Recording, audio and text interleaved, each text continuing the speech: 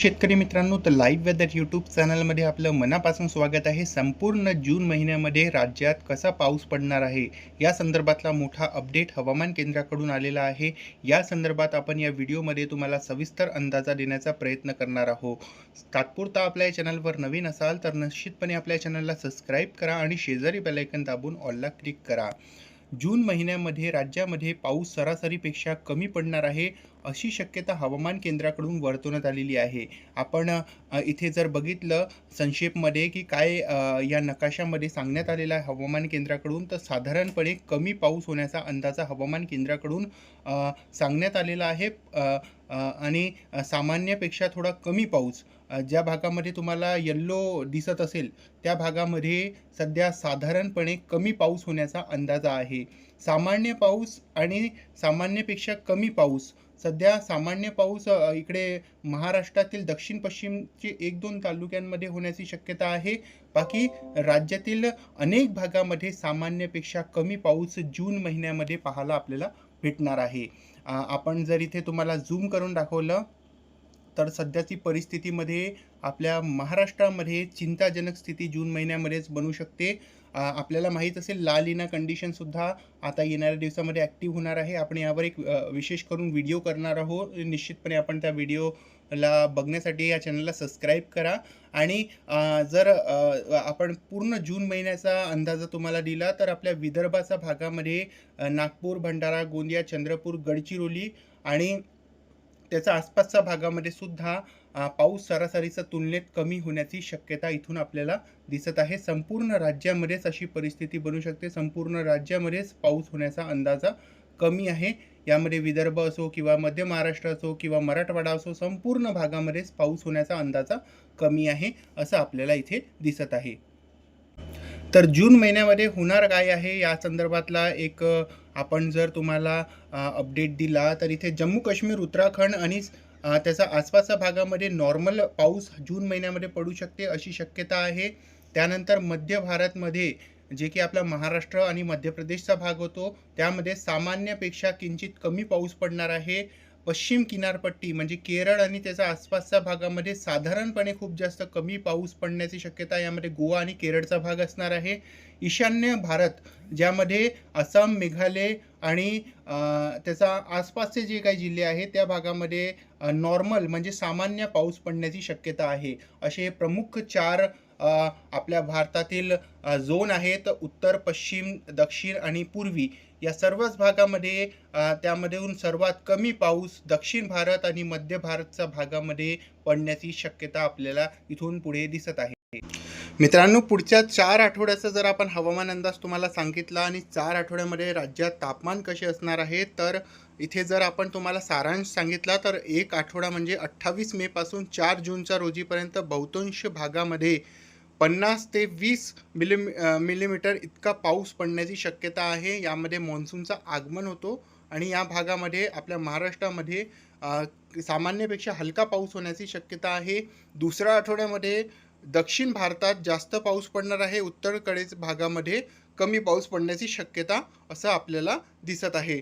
जर आपण तुम्हाला इथे झूम करून दाखवलं, महाराष्ट्राच्या भागामध्ये साधारणपणे चांगला पाऊस होण्याची अंदाजा दिसत आहे, पण हलका पाऊस पडणार आहे.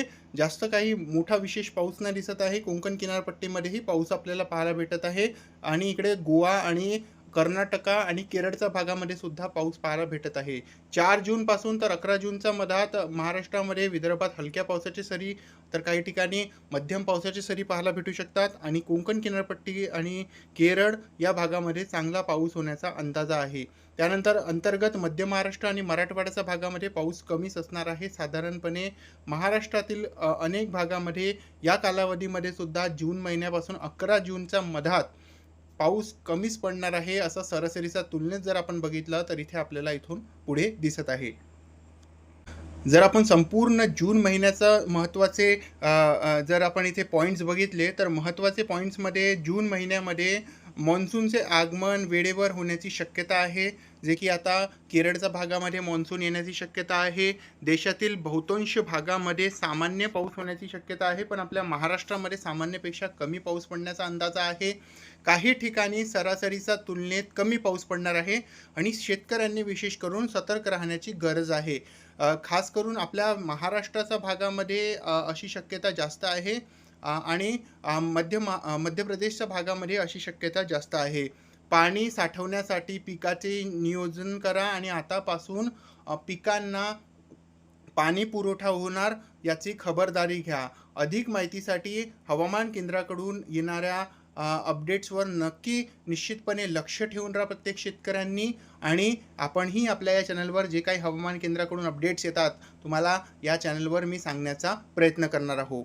आज दिवसभराचा हवामान अंदाज आता आपण या व्हिडिओमध्ये तुम्हाला समोर सांगण्याचा प्रयत्न करणार. जर आपण सॅटेलाइट इमेज तुम्हाला दाखवली तर सॅटेलाइट इमेजमध्ये आपल्याला स्पष्ट रूपात दिसत आहे केरळच्या भागामध्ये आता सध्या मान्सून आगमनीवर आलेला आहे आणि केरळच्या भागामध्ये पावसाचे ढग बनणं सुरू झालेले आहेत.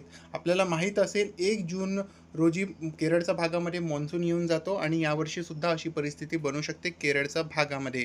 त्यानंतर जर आपण आपल्या महाराष्ट्राकडे आलो तर महाराष्ट्राच्या भागामध्ये सध्या तरी मागच्या 24 तासांमध्ये काही विशेष पाऊस झालेला नाही आहे आणि विदर्भाच्या भागामध्ये तापमान सरासरीपेक्षा जास्त पाहायला भेटलेले आहेत. 45 डिग्री तापमान हे विदर्भाच्या अनेक भागामध्ये पाहायला भेटलेले आहेत आणि आजसुद्धा अशी परिस्थिती विदर्भाच्या भागामध्ये कायम असणार आहे.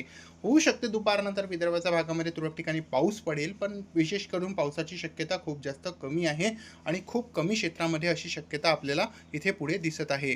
त्यानंतर उत्तर भारतच्या भागामध्ये जर आपण आलं तर उत्तर भारतच्या भागामध्ये सुद्धा मागच्या 24 तासांमध्ये पाऊस झालेला आहे. दिल्ली आणि त्याच्या आसपासच्या भागामध्ये जबरदस्त पावसाचं प्रमाण मागच्या 24 तासांमध्ये आपल्याला पाहायला मिळालेलं आहे. आता शेतकऱ्यांना एक मोठा प्रश्न निर्माण झालेला आहे की राज्यामध्ये कधीपासून मोठा पाऊस पडेल आणि कधी आम्ही पेरणी करूया. तर सध्या तरी अशी परिस्थिती बनत नाही आहे आणि जर बनणार तर निश्चितपणे आपण तुम्हाला याबद्दलचा अपडेट देण्याचा या चॅनलवर प्रयत्न करूया. मित्रांनो, मागच्या 24 तासांमध्ये काही विशेष मान्सूनने प्रगती नाही केलेली आहे. आपण इथे पाहू शकता सामान्य 29 मई रोजीची स्थिती सध्या मान्सूनची आहे आणि यामध्ये कुठलीही भागामध्ये सध्या तरी प्रगती नाही झालेली आहे. इथे श्रीलंकाच्या भागापासून हे मान्सूनची ट्रफ सध्या बनलेली आहे.